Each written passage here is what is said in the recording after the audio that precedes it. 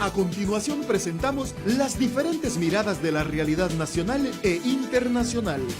Las voces y opiniones desde una mirada amplia. En un contexto que necesita ser analizado a profundidad e ir directo al grano. Periodismo profundo y directo. Una producción de la Asociación de Medios Católicos de Honduras, AMECA. Directo al grano. Comenzamos. Los temas de interés nacional son analizados a profundidad aquí en Directo al Grano, a través de nuestro análisis de la semana. Saludos amigos y amigas, cada vez estamos a menos días de celebrar las elecciones generales en Honduras, donde se va a escoger al presidente o presidenta con sus designados. También se va a escoger a los 298 alcaldes del país, a 128 diputados y diputadas con sus suplentes. ¿Qué ambiente se vive en Honduras de cara a ese proceso electoral? ¿En qué se ha avanzado y en qué se ha retrocedido con respecto a lo que sucedió en el año 2017? ¿Y qué podemos esperar para los próximos días? Son algunas de las preguntas que nos van a ayudar a reflexionar en esta entrevista de análisis. Les saluda Leslie Vanega Frasier y les damos la más cordial bienvenida a este espacio de Directo al Grano que se transmite a través de la Asociación de Medios Católicos de Honduras, AMECA. También le damos la bienvenida a nuestro invitado analista, el abogado Augusto Aguilar, un hombre con bastante experiencia en procesos electorales. Recordamos que fue magistrado del desaparecido Tribunal Supremo Electoral. Gracias, abogado, por aceptar la invitación de conversar con nosotros y nosotras en este espacio de Directo al Grano. Bien, muy bien. Muchas gracias por haberme invitado y para mí es una gran satisfacción poder estar con ustedes porque muchas cosas se van aclarando en la medida en que nosotros explicamos qué es lo que está sucediendo, qué es lo que hemos mejorado. Tuve la suerte de haber participado, o mejor dicho, ser uno de los redactores de la ley electoral en el 2004, siendo diputado, y ahora contratado por el Congreso para ser uno de los redactores de la ley electoral que entró en vigencia en el mes de mayo. De tal manera que eso me da bastante experiencia para poder hacer una apreciación, diríamos, imparcial y objetiva de la campaña y del desarrollo de toda esta dinámica en las elecciones del 28 de noviembre. Para contarle a los amigos y amigas, ¿en qué años fue usted magistrado del Tribunal Supremo Electoral? Sí, yo estuve del 2004 a mediados del 2004 hasta el 2005 como secretario general. Y luego a inicios del 2006 hasta el 2009 estuve como magistrado y presidente en 2 periodos del Tribunal Supremo Electoral, porque como recordamos, tal como se desempeña el organismo, la presidencia es rotativa, 1 año cada uno de los 3 miembros. En ese sentido, estuvimos con magistrados 3 años y medio y como secretario general 1 año y medio. Y a raíz de esa experiencia que ha tenido la oportunidad de obtener, ¿qué piensa del curso que está llevando el actual proceso electoral en Honduras? Sí, como le decía al principio, yo fui redactor de la ley electoral del 2004, juntamente con el diputado por el departamento de Copiagua, Jaime Andara. Fuimos los coordinadores de la comisión de dictamen. En ese tiempo estaba como diputado. Luego, en esta ley que se aprobó en mayo, fui contratado por el Congreso para formar parte de las 6 personas que redactamos la ley.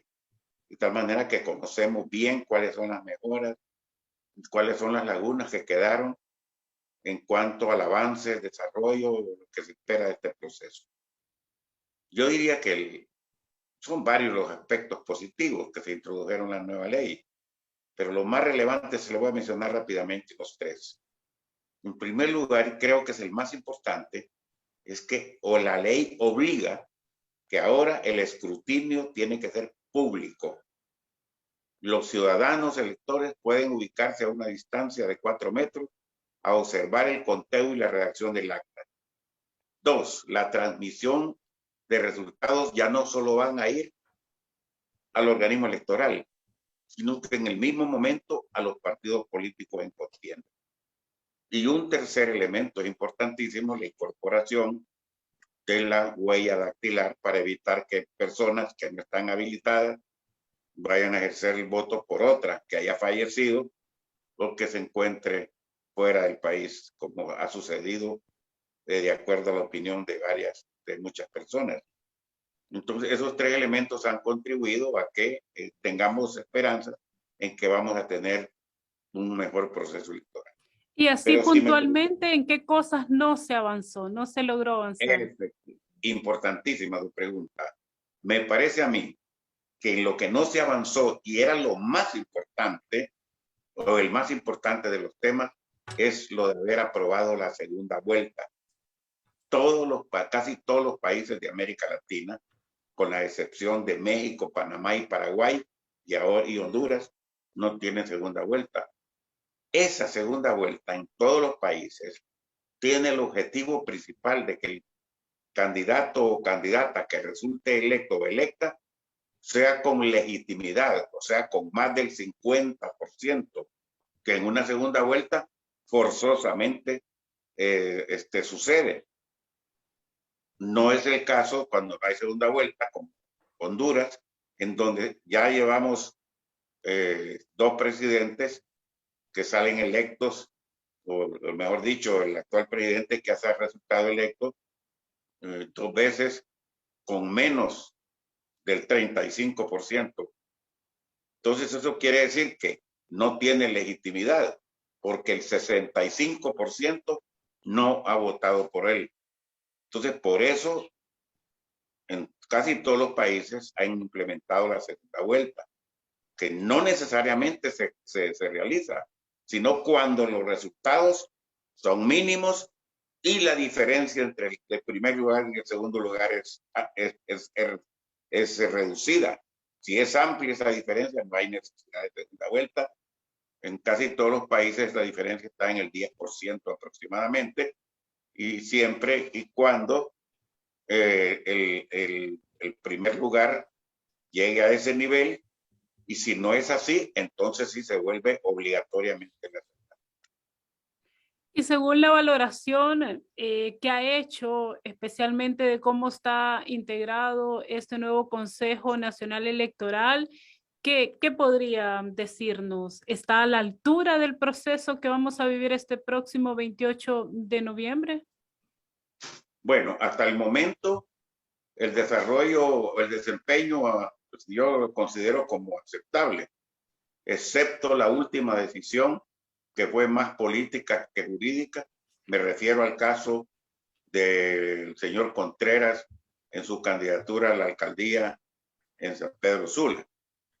Ahora, así como está integrado el Consejo Electoral, tiene la ventaja que están representadas las 3 fuerzas mayoritarias, que no era el caso en el periodo pasado, en donde prácticamente los 3 magistrados del Tribunal Supremo Electoral estaban afín con un partido político, y ahora hay más representación porque son 3 fuerzas políticas las que tienen, o por lo menos propusieron a uno de los miembros del Consejo Nacional Electoral, o sea que está más equilibrada, y la mayoría de las decisiones pues se han hecho conforme a lo que establece la ley, excepto en esta última decisión, que desde mi punto de vista fue política, insisto, y no jurídica, que es el caso de la no inscripción del señor Contreras.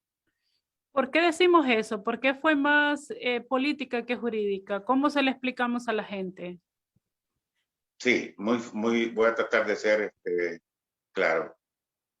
Vea, la ley establece que una persona que participa en las elecciones primarias como candidato no puede participar en las elecciones generales en otro partido. En el caso del señor Contreras, él no participó en las elecciones primarias. Él se inscribió para participar, pero después renunció para no participar. En resumen, no participó. Y al no participar, está habilitado para participar en otro partido. Y a eso le negaron ese derecho y tomaron una decisión más política que jurídica, alegando que sí había participado por el simple hecho de haberse inscrito. Si usted va a la universidad y se inscribe en una materia, es para participar, pero si después va a retirar o a cancelar su matrícula, entonces es para no participar. Entonces no participó, que es el caso del señor Contreras. Usted menciona, abogado, que ahora estamos viendo este ente encargado de llevar este proceso electoral, el Consejo Nacional Electoral, un poco más con equilibrio. Lo Sí. menciona de esa manera. Pero ¿por qué estamos viendo en Honduras tantas polémicas, especialmente en estas últimas semanas? Sí, es que fíjese que eso es normal en un proceso electoral y eso en todos los países. La lucha por el poder. Si los procesos electorales, yo le he dicho en muchos eventos internacionales en que he participado, que la lucha, que estas campañas electorales en la búsqueda del poder es una guerra. La diferencia está en que una guerra real es con disparos, con cañones, con aviones, con ametralladoras. Y en cambio, la guerra política por la búsqueda del poder se lleva a cabo por medio de la propaganda, de la publicidad, por medio de palabras, de frases, etc. Pero entonces lo que se está dando, para mí no me causa novedad. Claro que de repente hay algunos excesos, ¿verdad? Pero hasta cierto punto son relativamente normales. Y de tal manera, hace poco me acaban de hacer una entrevista de otro medio de comunicación, en donde les decía yo que este convenio que se quiere firmar para tratar de apaciguar los ánimos en esta campaña electoral y que las Naciones Unidas lo están proponiendo y también el presidente del organismo electoral, yo lo veo tardío, demasiado tardío. Imagínese usted que estamos apenas a 12 días de terminar la campaña y la publicidad electoral, porque el 22, o sea, el lunes 22 a las 12 de la noche, entra en vigencia el silencio electoral. Entonces, esta decisión, ¿usted acuerdo? Tiene su importancia para el día de las elecciones y los días después. Pero en cuanto a la campaña, yo no le veo mayor importancia. Uno, por lo tardío. Y dos, porque la mayor parte de lo que tiene ese convenio ya está contemplado como prohibiciones en la ley electoral. Que entendemos que es un convenio entre el Partido Nacional y el Partido Libre, de un convenio de paz, que así se ha llamado. Sí, es para todos los partidos en contienda, porque se supone que todos los partidos tienen su derecho para exponer o para hacer su propaganda, para pagar sus spots, sus temas de campaña. Entonces sería para aplicable a todos los partidos políticos en contienda. Entendemos, bueno, y tomando en cuenta, así como nos ha explicado de cómo está compuesto el Consejo Nacional Electoral y que en el caso del señor Roberto Contreras pesó más las decisiones políticas que jurídicas, ¿qué podríamos esperar el 28 de noviembre? ¿Qué decisiones, según su valoración, van a pesar más ese día ante los resultados que puedan generarse en el país? Fíjese que usted ha tocado el tema más, diríamos, más delicado, porque debemos recordar que no, y ese es un retroceso y un gran riesgo que está corriendo el proceso electoral, el no haber aprobado la ley del Tribunal de Justicia Electoral. Entonces, ¿cuál es el riesgo? Que un partido del que pierda las elecciones no quiera aceptar los resultados y que ya no sea el Tribunal de Justicia Electoral, porque como no se ha aprobado la ley, quien pueda dirimir o que pueda emitir un fallo, y entonces tendría que ir nuevamente a la Sala de lo Constitucional, a la justicia, a la Corte Suprema de Justicia, a través de la Sala de lo Constitucional. Y ya conocemos, ya tenemos cuáles son los antecedentes, cómo le han causado tanto daño las decisiones en ese organismo a la democracia, empezando por haber violentado los artículos pétreos y permitir una reelección ilegal en este país, que no le estoy diciendo como miembro o afiliado a o seguidor de un partido político. No, tenemos una realidad. Vea usted, en la Constitución de la República están intactos los artículos que prohíben la reelección y tenemos un presidente en funciones. Y ese es producto de la actuación de la Sala de lo Constitucional, más otros organismos que también pudieron haber impedido esa elección ilegal. No tanto la elección de un presidente, no es la reelección, que todavía, como le digo, están todos los artículos intactos en la Constitución de la República, que es donde se establece que ninguna persona puede ser 2 veces presidente en este país. Y si no se aprobó esa normativa para el Tribunal de Justicia Electoral, ¿qué función va a desempeñar el día de las elecciones o después de las elecciones? Sí, es que fíjese que ellos están por el momento con la ley especial que se creó el organismo, y aparecen unas atribuciones de tipo general y hasta incluso pueden reglamentar algunas cosas, pero lo más importante que no aparece, y como no se aprueba la ley,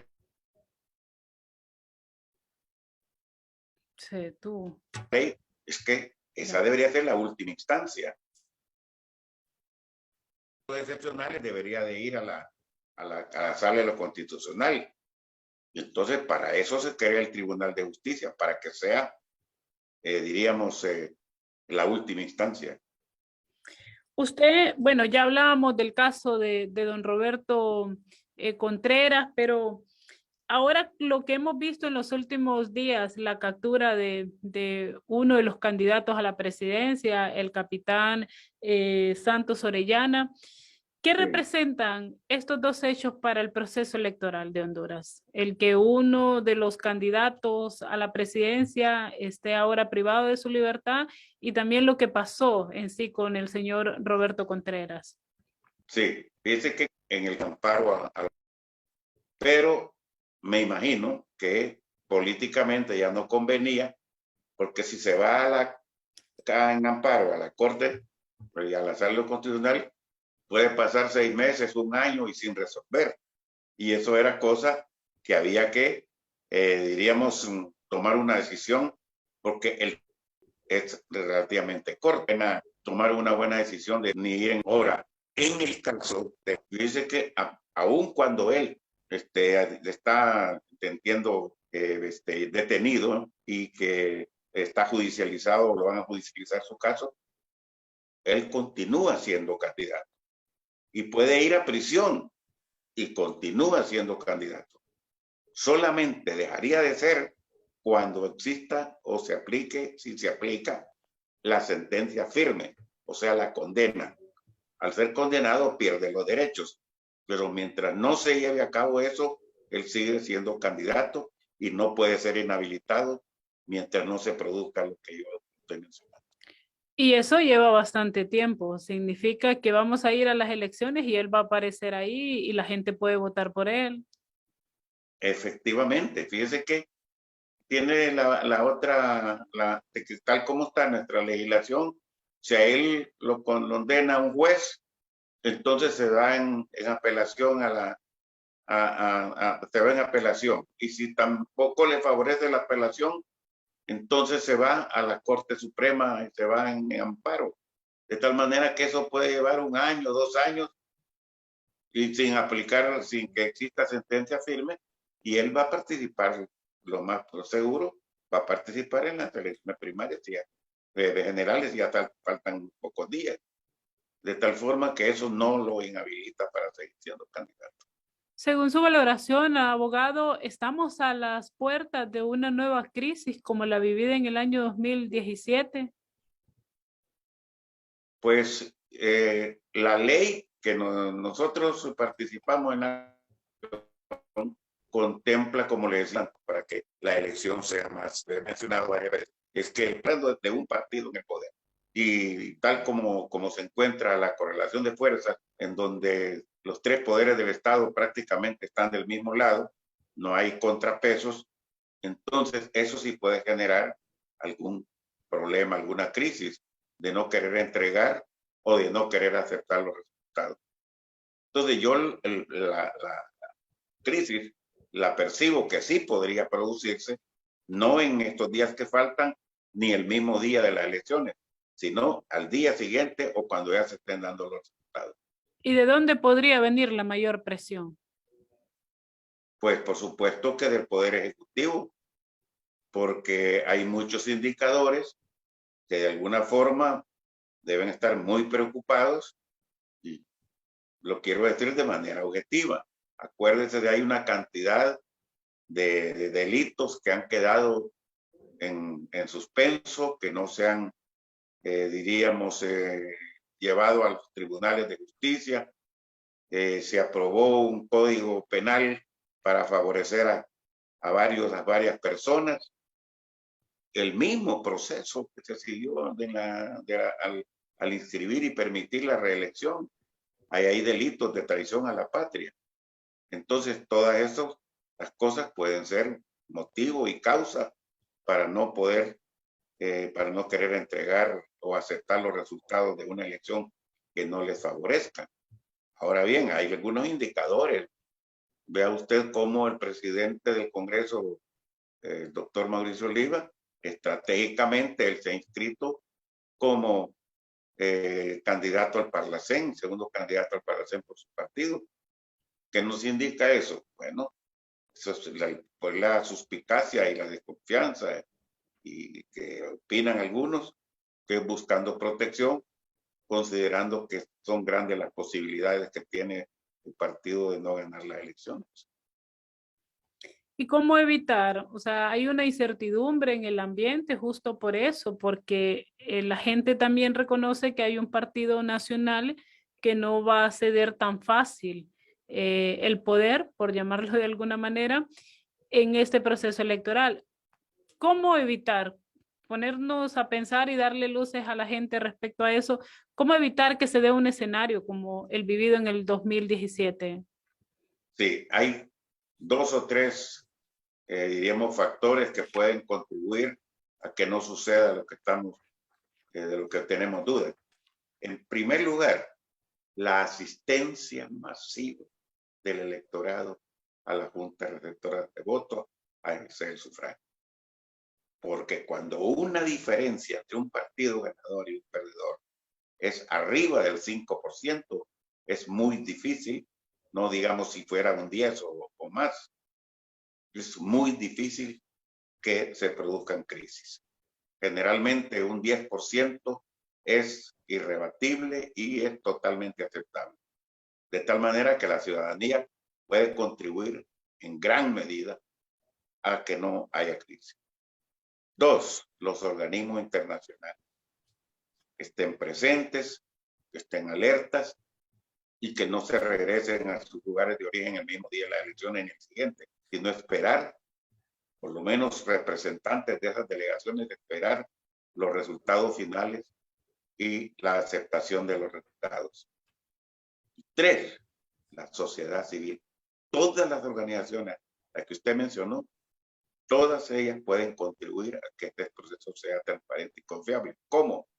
Haciéndose presente en todas las mesas electorales, si es posible, haciéndose presente para observar el escrutinio, no tanto la votación, el escrutinio, porque es ahí la parte más débil, el talón de Aquiles de nuestros procesos electorales y de nuestro sistema electoral.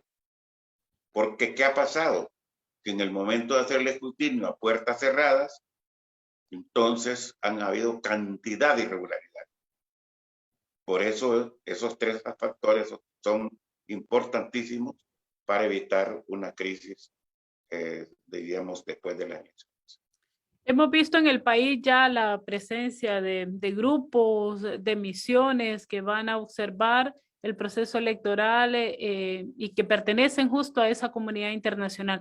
¿Hay confianza? ¿Qué podríamos esperar? Ellos han manifestado que vienen a observar nada más, pero hemos reconocido que en los procesos electorales tiene bastante peso lo que digan estos grupos, lo que diga la Organización de Estados Americanos, lo que diga Estados Unidos. Entonces, ¿qué podríamos esperar justo de esta gente que ya incluso está en el país?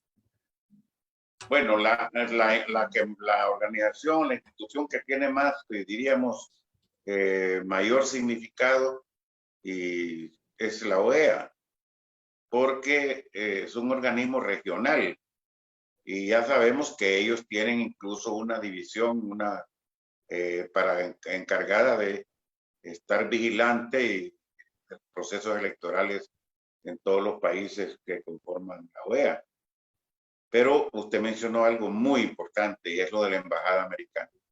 Nosotros somos todos los países de América Latina, la mayoría de los países de América Latina, nuestro socio, diremos, democrático y en otros aspectos son los Estados Unidos. Y vea usted lo que pasó en las elecciones del 2017. La OEA se expresaron que el proceso había sido irregular y que había que repetir las elecciones. A mí me entrevistaron medios internacionales, dije lo mismo, que era necesario repetir las elecciones, por lo menos que participaran los dos finalistas, que en este caso hubiera sido Juan Orlando con Salvador Narrala. Pero ¿qué sucedió? Cuando la embajada americana reconoció que Juan Orlando y el Partido Nacional habían obtenido el triunfo, al siguiente día estaban reconociendo los demás países.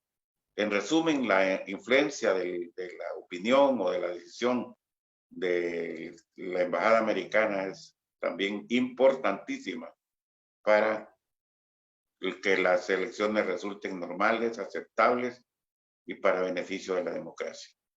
Ya para finalizar, abogado, y quedarnos con su valoración, ¿tiene confianza en este proceso realmente? Sí, comparado con la del 2017 y la del 2013, este proceso tiene más confiabilidad, porque se ha tratado de corregir algunas de las anomalías o deficiencias que teníamos en la ley anterior, por una parte. La otra, que ya las fuerzas que dirigen el organismo electoral están equilibradas. Y tres, me parece que la votación va a ser masiva.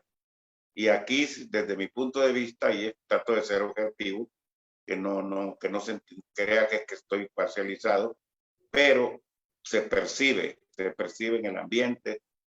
Uno platica con los diferentes círculos, con los amigos, con los personas conocidas y los entendidos, y este proceso electoral va a tener un fenómeno.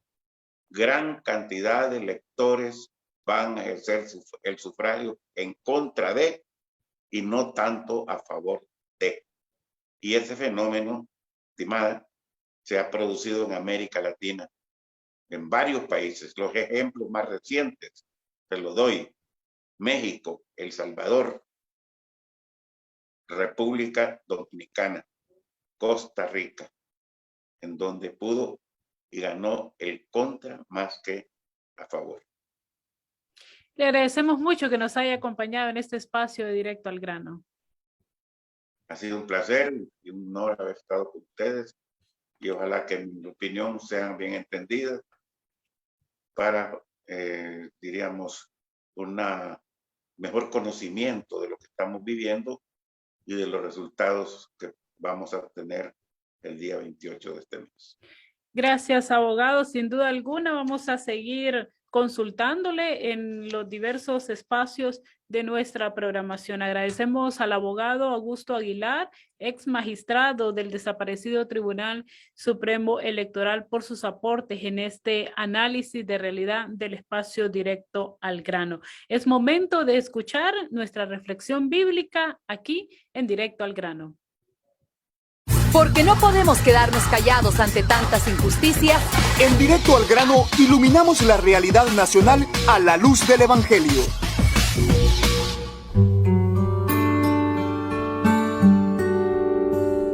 ¿Qué tal, hermanos y hermanas que escuchan Directo al Grano? Mi nombre es Leticia Castellanos y en el enfoque de fe de esta semana les presentamos criterios frente a proceso político electoral. Número 1. Conciencia crítica.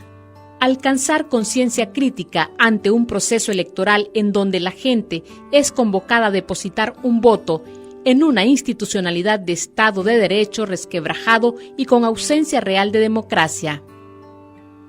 Número 2. Reflexión y responsabilidad ciudadana.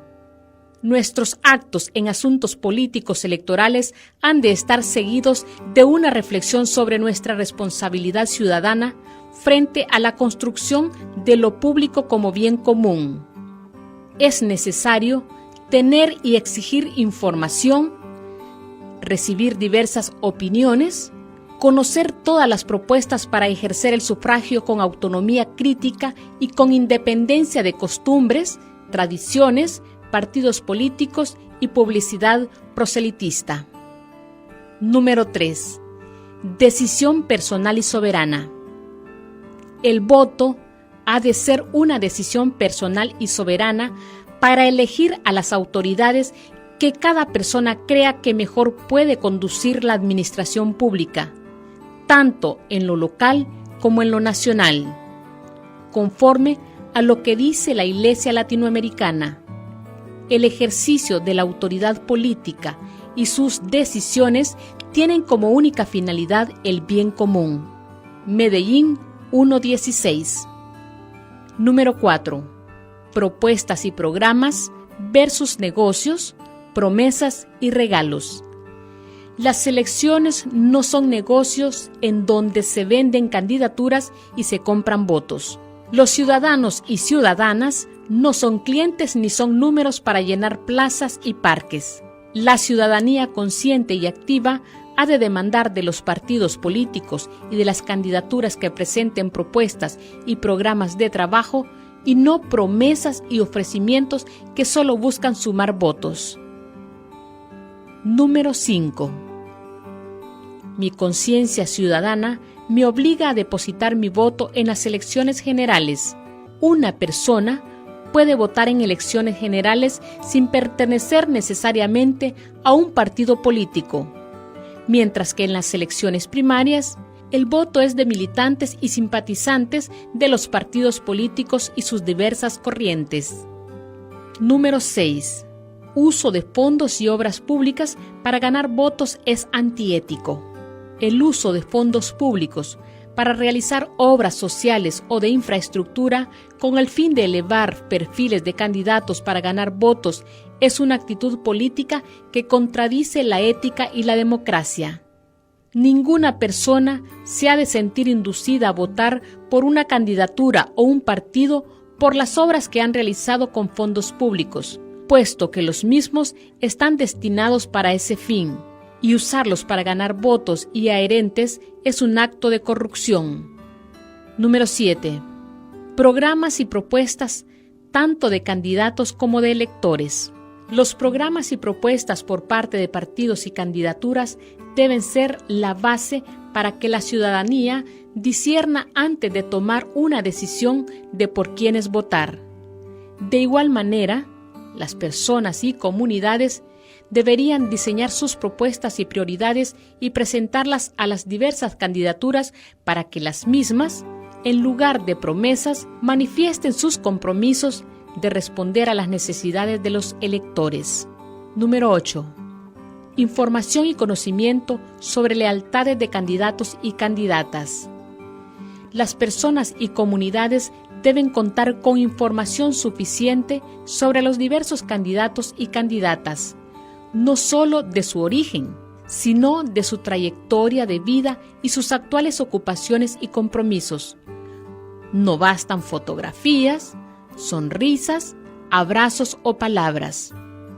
Es preciso conocer cómo fue el compromiso de un candidato en caso de haber sido funcionario público en años anteriores, así como identificar sus principales lealtades en la vida pública.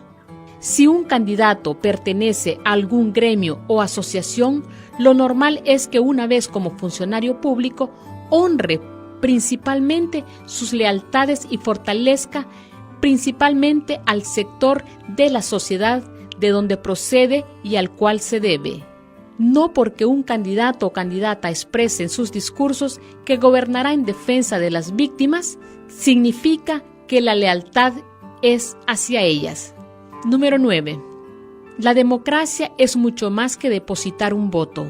La participación en la vida democrática del país no se puede agotar ni reducir al voto. La asistencia a las urnas electorales ha de estar en plena correspondencia con la responsabilidad de velar porque las autoridades cumplan con su función pública. El voto no puede ser un cheque en blanco que se entrega para que las autoridades electas gobiernen sin control. La participación en las urnas electorales ha de ser la culminación de un proceso continuado de participación en la construcción de la democracia. Número 10. Bien común y opción por los pobres. Bases de la dimensión política de la fe. Todas las ciudadanas y ciudadanos tienen derecho a participar en procesos electorales, sea para cargos de elección popular o para apoyar candidaturas, siempre que se respete la independencia y autonomía de la pastoral de la Iglesia y sus medios de comunicación frente a la actividad política partidaria y proselitista. Desde nuestra identidad eclesial y cristiana, sobre este derecho prima la búsqueda del bien común y la opción preferencial por los pobres por encima de buscar puestos públicos para tener poder o dominar. Marcos 10, 42-45. Número 11. Autonomía e independencia. Desde la perspectiva de nuestro compromiso de fe, un medio de comunicación tiene la misión de informar, entretener y contribuir a generar conciencia crítica de la sociedad. Su autoridad se sustenta en establecer autonomía e independencia ante los poderes establecidos de cualquier índole y decantarse en favor y en defensa de las víctimas de estos poderes. Un medio de comunicación, con sus empleados y colaboradores, ha de garantizar esta identidad y cuando alguno de sus miembros toma la decisión libre de participar activamente en un proceso electoral, se ha de hacer a un lado del medio para evitar que su servicio al bien común, a través de su compromiso proselitista partidario, se mezcle, se confunda o se contamine con su labor comunicativa. 12. Dimensión política de la fe. Monseñor Romero recoge muy bien el talante de la Iglesia y los cristianos en la vida política. La dimensión política de la fe no es otra cosa que la respuesta de la Iglesia a las exigencias del mundo real sociopolítico. No se trata de que nuestra Iglesia desee un liderazgo político. Se trata de algo más profundo y evangélico. Se trata de la verdadera opción por los pobres, de encarnarse en su mundo, de anunciarles una buena noticia, de darles una esperanza, de animarles a una praxis liberadora, de defender su causa y de participar en su destino. Monseñor Romero, discurso en Lovaina, 2 de febrero de 1980. Las radios católicas, unidas a través de una sola señal. En un solo programa. Directo al grano. Una producción de Radio Progreso para la Asociación de Medios Católicos de Honduras, AMECA. Directo al grano. Una producción de Radio Progreso Para la Asociación de Medios Católicos de Honduras, AMECA. con opiniones, análisis, noticias, humor crítico. Y una mirada de la realidad a la luz del Evangelio. Directo al grano. Todos los viernes de 12 a 1:30 de la tarde. Y en repetición los domingos a las 7 de la mañana. Gracias, hermanos y hermanas, por escuchar una edición más de Directo al Grano. Les invitamos para que nos encontremos la próxima semana. Quedó informado e informada con las diferentes miradas de la realidad nacional e internacional. Escuchó las voces y opiniones desde una mirada más amplia. Solo aquí, Directo al grano. Periodismo profundo y directo. una producción de la Asociación de Medios Católicos de Honduras, AMECA. Hasta un siguiente programa.